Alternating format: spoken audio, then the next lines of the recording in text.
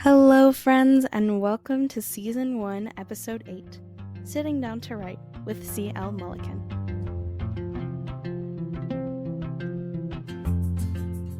Hello, guys, and welcome back to the Inked Podcast. Today we are about to start talking about one of the hardest things of writing, which is actually getting your writing done. So starting that first sentence of your story can be really difficult, especially when you're doing it for the first time. But today I'm hoping that our guests and I can break it down for you guys so it doesn't seem quite as intimidating. Speaking of our guest, let's give a warm welcome to Miss C.L. Mulliken as she's joining us today to take the fear out of writing for the first time. How are you doing today, C? I'm doing wonderfully. How about yourself? I'm doing good. I'm so glad you asked. So for those of you guys who are not familiar with C, she has been writing and brewing stories together since she was 7. Through reading, acting, and writing, her love of story has become part of her identity, and she is classified as a genre mixer. She is currently typing away at a dark academia murder mystery and dreaming up many other novels. She keeps a few other finished works along with a hoard of notebooks and obsession with history. And today she's joining me to discuss getting words on the page. So welcome in, C. I'm so glad you're here. Thank you so much for having me. And let's just go ahead and jump into today's topic. So writing that first line, obviously, I've already stated, can be really difficult. It can be something that's really overwhelming. You can micromanage your writing. You can be worried about if this is how I want to open my story or not.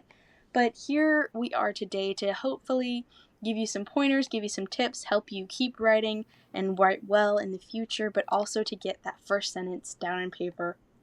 So our first question for Miss C today is, why do you love the actual part of writing so much?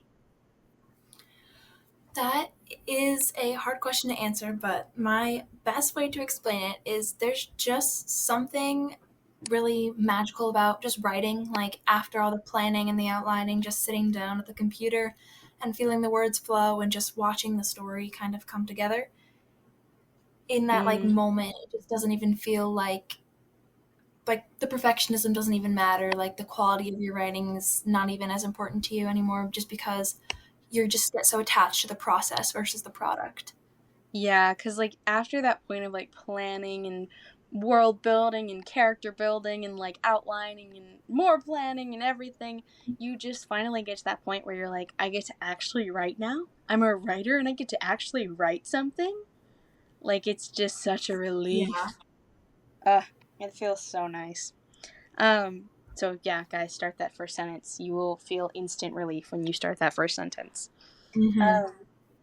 So how do you, as someone who loves writing and everything, how do you motivate yourself to keep writing and sit down and actually write?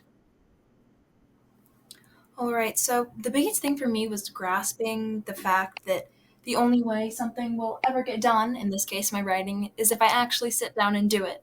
Like nobody else is going to be doing it for me. And if this is what I want to do as my career one day, I have to treat it as important. And I have to realize that it's not always going to be easy, but it's necessary. So, Yeah. So I actually have a quote as the background of my wallpaper that I feel sums that up perfectly. And it's, you might not write well every day, but you can always edit a bad page. You can't edit a blank page. And I love that so much. it's so good. It's such a punch in the gut though, because you realize it's really true. If you procrastinate and you don't actually do the writing, then you're never going to get where you want to be, and you can never actually get to the phase of editing it. You just end and it's ending. Exactly. So that's a huge piece of encouragement, guys. Definitely start that first page. It's worth it and you will not regret it.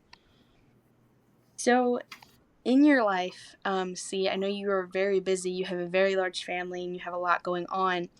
But how do you make time in your life for writing?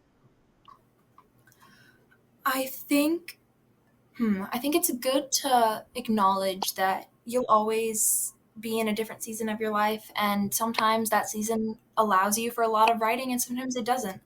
So, kind of recognizing that, like, sometimes you're just going to be more busy than other times, and knowing where your responsibilities and priorities are at. Mm-hmm. That makes sense. That's definitely true. I feel like if writing is important to you, you can find a way to make time.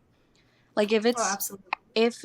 like really important, you're like, I want my life to be involved with this in the future, then you'll find a way to make time for it. Even if it's not like, oh, I can do like an hour a day. You can find like that little 10-minute time slot in your day and be like, okay, I need to write for this 10 minutes. Exactly. It's all about finding that perfect little pocket of time in your day. And even if your schedule is completely full and you like really don't have time, if writing is important to you, you will be willing to give something up for writing, whether that's even if it's something good like an extracurricular or a hobby or a club. But Mm-hmm. if writing is something that really matters to you, then you need to make it a priority in your life. Yeah.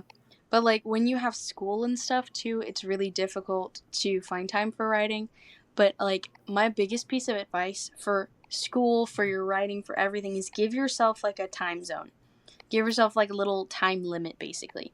So like, okay, I will get all of my stuff for this done in an hour for like school. Say you're doing math. Like I will finish math in an hour. And like just work on that school subject for like that certain amount of time and you'll be shocked at how much you'll get done. And that leaves you Yeah. open for more writing. And then same with writing. Set yourself a little time limit. Be like, I'm going to work on writing for like an hour. I'm going to work on writing for like 10-30 minutes. Like it's totally up to you to find how writing fits into your day, but you can make it fit. That's my biggest piece of encouragement is you can get writing to fit in your day. And I Um think that there's also a lot of like unconventional ways to learn about your writing just in the day-to-day life, whether that's working on school or kind of like self-discipline habits that you can translate over into your writing. yeah. So it's like when you start looking for ways to improve your writing outside of just writing, you notice like so many things that you can be doing to further your process. Yeah, that's really true. It's really true.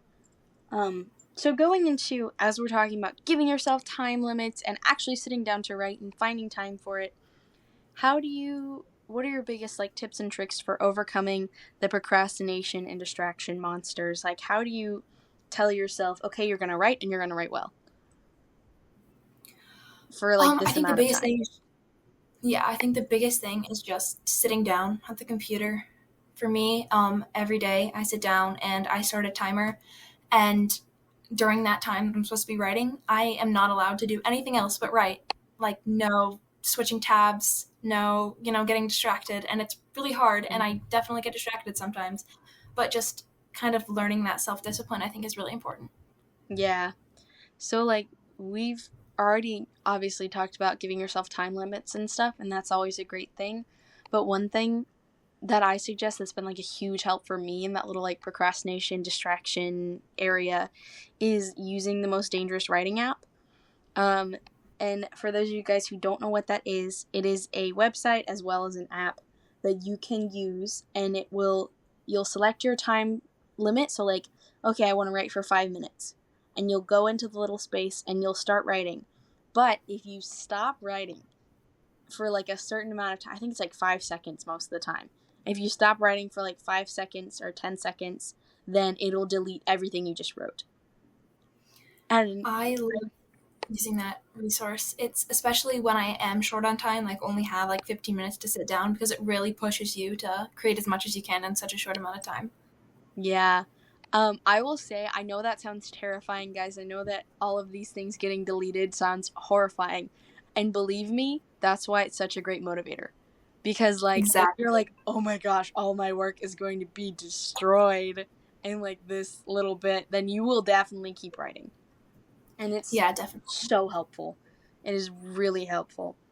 Um, so definitely go check out it. Again, it's the most dangerous writing app. I'll probably put a plug for it at the end of this episode as well, just so you guys know, because that is literally one of the most helpful things ever. Yeah. Um, Going into our next and very last question for the day is, do you keep track of words as you write, or do you more tend to just write until my brain feels empty? So like you say, oh, I want to write like 1,000 words in this section, or are you just like, I'm going to write for 10 minutes and see where I get? So, that's a good question. I sometimes do word counts, but I usually set time limits. Like I'll write for an hour, and then I'll just try to get as much done in that time as I can. And then if I have time to keep going, I will. Mm-hmm. Otherwise, although I do really try not to run out of ideas while I'm writing, if for example, I don't like to run that creative well dry. I always like to have an idea left as I'm writing that I can come back to the next day. Mm-hmm. I definitely suggest when it comes to like if you're like, oh, I want to run my creative brain. This is more for our listeners than for you, C, because you obviously have opinions on this, and I'm so glad you do. Um, but when it comes to like, oh, I'm gonna burn my brain out. Don't burn your brain out. Like leave at least a couple different ideas. Or if you're like me, I'm one of those people that is always brimming with a lot of ideas. I don't always use all of them. I have too many a lot of the times. I keep a notebook full of them. So if you like have an idea and you love that idea, then write it down. Write it down in a notebook, and like on those days when you're really burnt out and you don't feel like you have any ideas, go back to your notebook. You're going to have ideas in there from like times where you've been brimming, overflowing even with ideas. So go back, check out your notebook. It'll be great. It'll help you keep track of things. That's one of my biggest suggestions for like the creative well. No, that's so good. It's definitely the truth. Well, that is all the questions and all the time that we have for today. So thank you, C, for being here. I'm so glad you could join us today. Thank you so much for having me. And just for our listeners, guys, you have no idea how much this woman has toughed out with me to actually record this episode today, because we have had a lot of technical difficulties, which is why this episode will sound a little bit different than most of them normally do. But yeah, so she has toughed out a lot. So just give yourself a round of applause, C. You have done amazing and have been so helpful. But that is all the time we have for today. So again, thank you for joining us. And as always, thank you to our listeners for being here for yet another episode of the Inked Podcast. And we will see you guys next episode. Bye, guys.